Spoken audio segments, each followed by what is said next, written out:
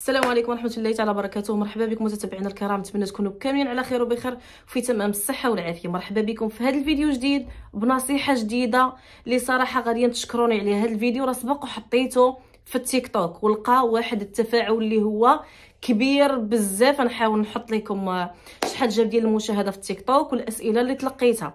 الاخوان والاخوات، هذا الفيديو اليوم راه صراحه بالتزامن مع هاد الفتره هذه ديال البرد.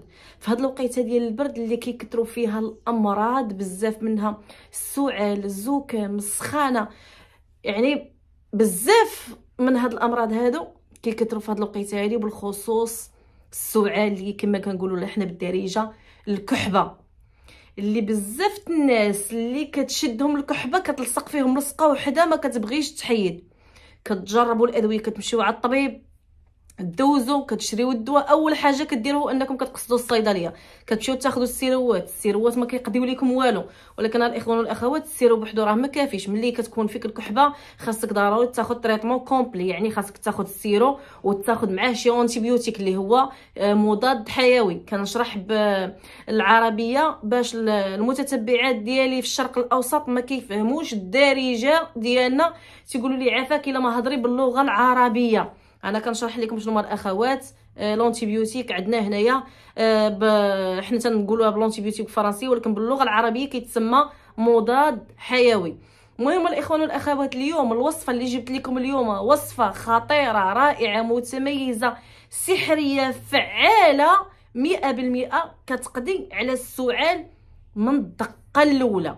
يعني وصفه طبيعيه بدون استعمال الادويه.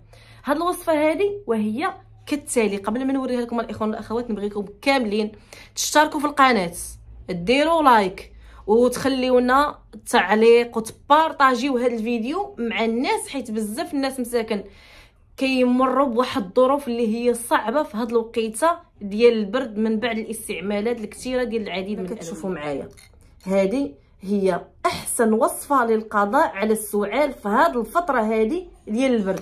تقولوا لي شنو هو هذا كما كنسميوه حنا الزيت الروميه، اللي هو زيت نباتي. ها الاخوان والاخوات، انا كنشرح لكم زيت نباتي. انا علاش درت هذا الفيديو هذا في اليوتيوب؟ انا درته بالمختصر في التيك توك وبزاف الناس ما عرفوش طريقه الاستعمال، وكما قلت لكم بالخصوص الاخوات في الشرق الاوسط والو.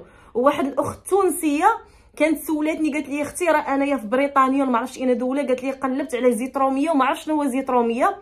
وقلت لها يعني زيت روميه راه هو زيت نباتي، حنا كنقولوا ليه بالمغربيه الزيت الرومي، يعني اي زيت خاص بالطياب، خاص بالطبخ. عندك اختي الزيت ديال الطياب، وعندك السكر كلاصي. هذا احسن دواء واحسن سيرو طبيعي للقضاء على السعال.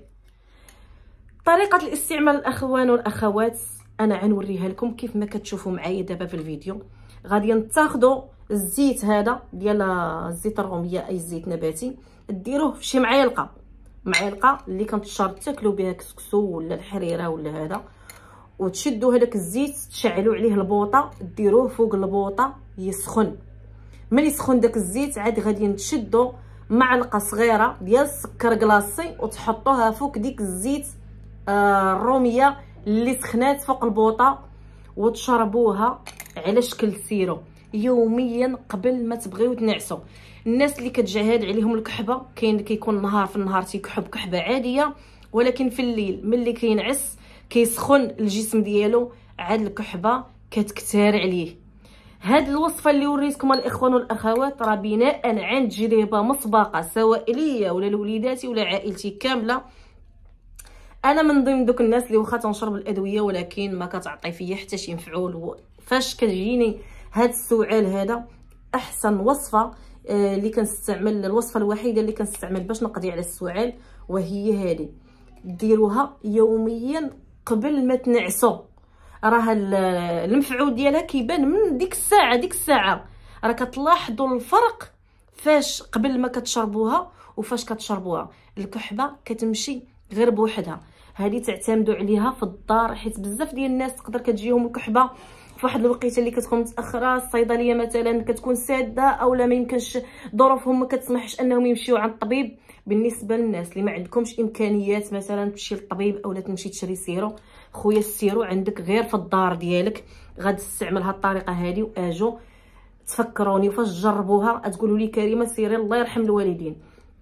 هذه الوصفه راه كتصلح للوليدات الصغار، الرضع، الكبار، اي واحد.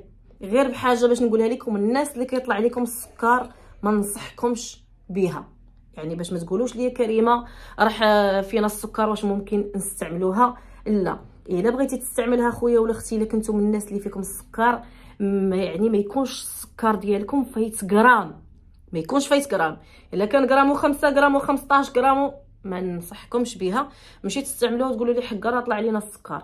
المهم الاخوان والاخوات، هذه هي الوصفه ديال اليوم، وصفه طبيعيه للقضاء على السعال من الضربه الاولى. جربوها الاخوان والاخوات، سمح لي كان يطيح لي الكاس. جربوها الاخوان والاخوات واجوا تفكروني. وكما العاده الى عجبكم الفيديو وكنتم من الناس اللي اول مره كتشوفوا هذه القناه، هذه قناه كريمه اشقى، ما تنساوش تشتركوا في القناه وديروا الجيم وتفعلوا الجرس باش توصلوا كل جديد. تحياتي لكم اخواني واخواتي.